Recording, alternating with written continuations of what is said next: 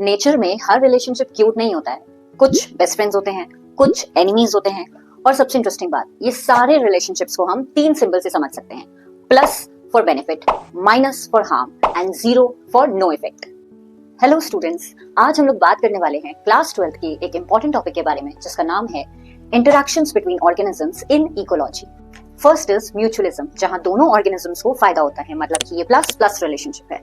For example flower and B, flower here gets pollinated whereas bee gets pollen and nectar. Second type is predation और parasitism. ये एक plus minus relationship है, जिसमें एक organism को फायदा होता है और दूसरे ऑर्गेनिज्म को नुकसान होता है। फॉर एग्जांपल प्रेडेशन में हम लायन और डियर का एग्जांपल देखते हैं, एंड सेकंड पैरासिटिज्म में हम टेपवॉर्म एंड ह्यूमन इंटेस्टाइन का एग्जांपल देखते हैं। थर्ड टाइप इज कॉमेंसलिज्म, जब एक ऑर्गेनिज्म को फायदा हो और दूसरे ऑर्गेनिज्म पर कोई असर ना पड़े। ऐसे रिलेशनशिप को हम कहते हैं plus zero relationship. For example cattle egret and grazing cattle. लेकिन अगर एक को नुकसान हो और दूसरा बिल्कुल अनअफेक्टेड रहे, यानी माइनस एंड जीरो रिलेशनशिप, ऐसे रिलेशनशिप को हम कहते हैं amensalism. For example Penicillium fungus, जो कि ऐसा केमिकल रिलीज करता है विच कैन किल बैक्टीरिया, और फंगस को कोई फर्क नहीं पड़ता। और जब दोनों को नुकसान हो, यानी माइनस माइनस, तो ये कहलाता है कॉम्पिटिशन। रिसोर्सेस लिमिटेड होती है और सर्वाइवल की रेस सबको दौड़ाती है।